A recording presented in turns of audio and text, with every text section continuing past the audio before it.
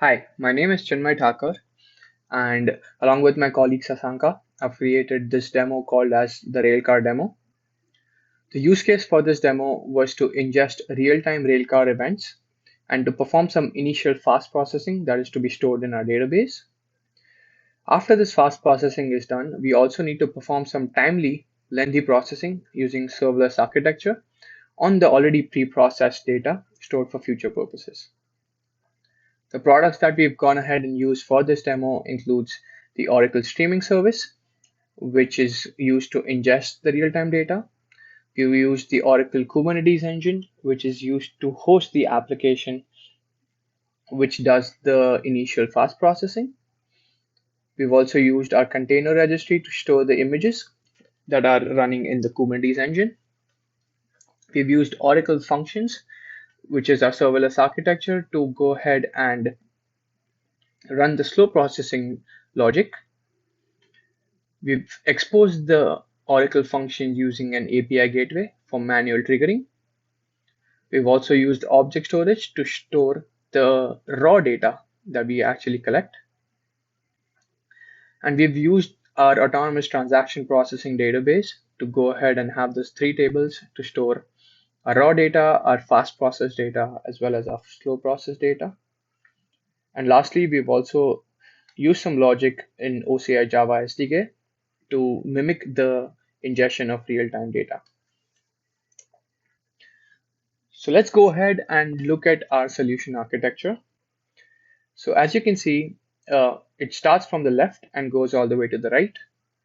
Whenever a railcar goes through its journey, it goes on and produces certain events. Now, these events are continuously fed into OCI's streaming service by a stream producer.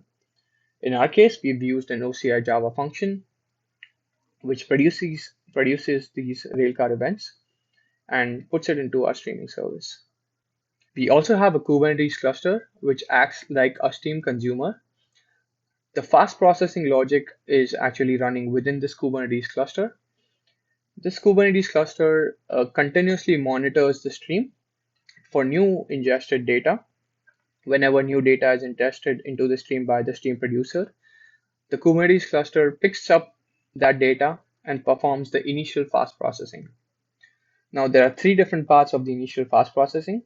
The first part is to store the raw incoming data in two different places. One is the object storage, where we have a raw bucket, where we store the raw data coming in as a CSV file. We have another raw events table within our autonomous database, where we store the raw data.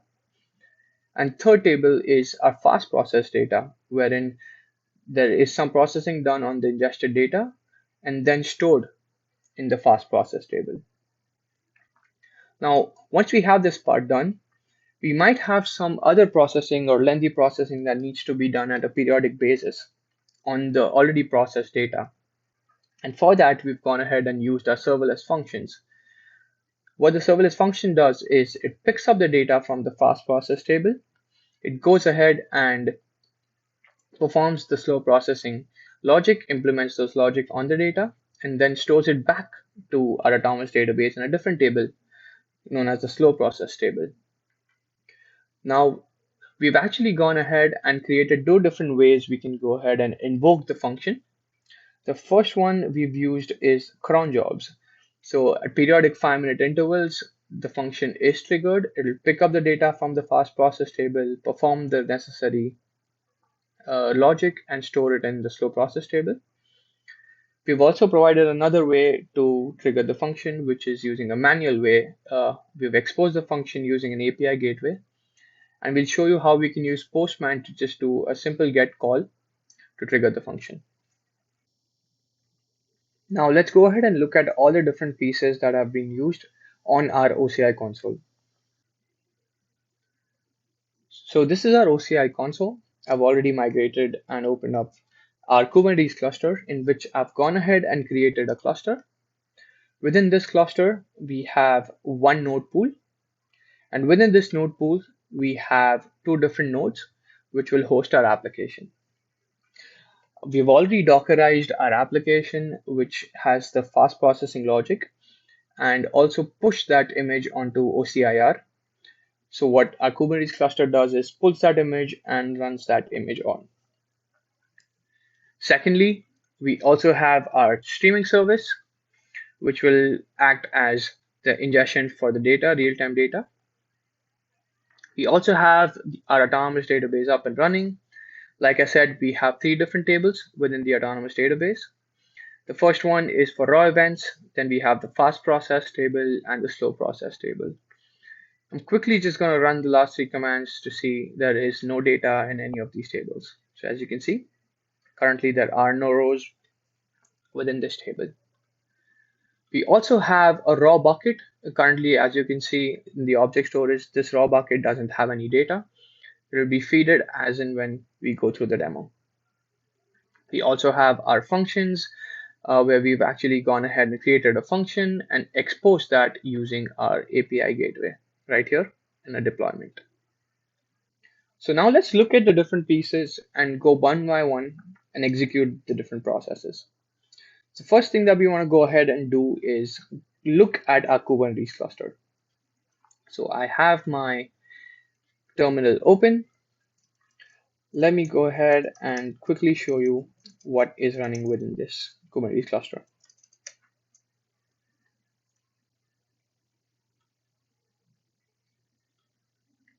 So as you can see within this cluster, there are multiple things that are actually running. But what we're actually most interested about is this deployment, which is called the TTX demo, and this pod, which is running our fast processing logic. So now we'll go ahead and look at the logs of that pod.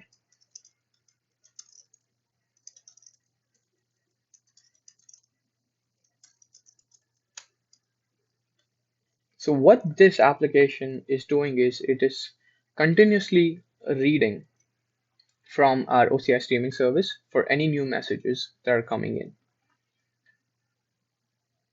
So as you can see over here, it goes on and continuously reads and says that it has no messages and it has read 0 messages. So we'll keep this open and we'll go ahead and produce some messages to put in within the stream.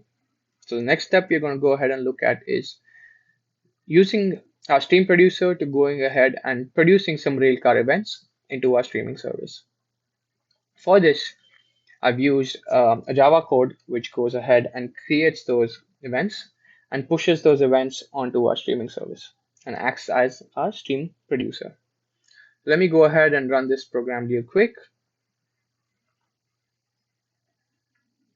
So while this program is running, I'm just going to keep this side by side just to see how these produced messages are being ingested as well. So as you can see, I went ahead and produced certain events and pushed them within our OCI streaming service. And similarly, what our fast processing code has done is it goes ahead, picks up those data that has been pushed within our streaming service, performs the processing that's required, and stores it into different tables as well as buckets.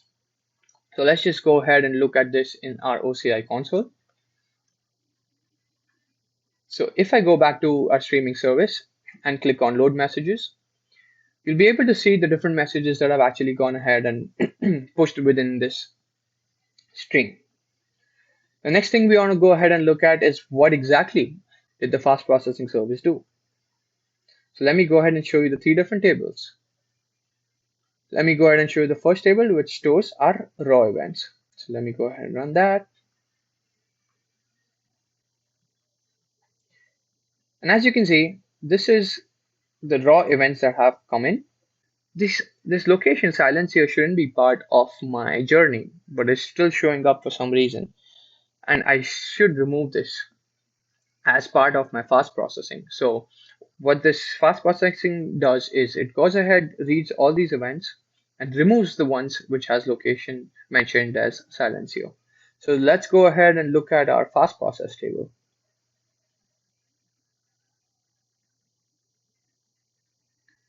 So as you can see over here now, in our fast process table, there is no location which has silencio in it. So what our fast processing has done is gone ahead, removed the entire record which had silencio as part of that location. So we went ahead and looked at all the different pieces of what happens when fast processing is done. Lastly, we want to go ahead and look at how the raw data is stored within our object storage bucket as well. So let's go back to our object storage and let's quickly refresh this page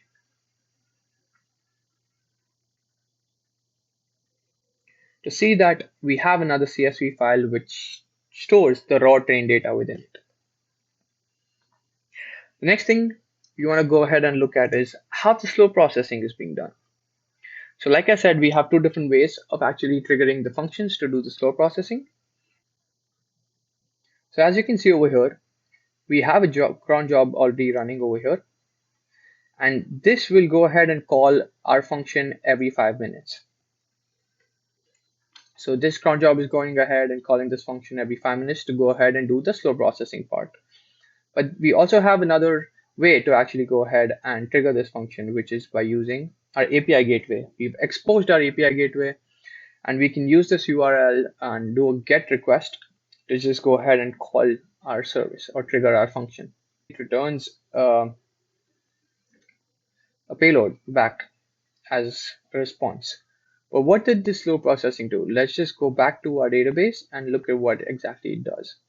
So as you can see now, currently the event order is not in a good format and it should be in a sorted order. So what we've done in our slow processing is we go ahead and sort these events into the right order. Let's go ahead and run this command real quick on the slow process table.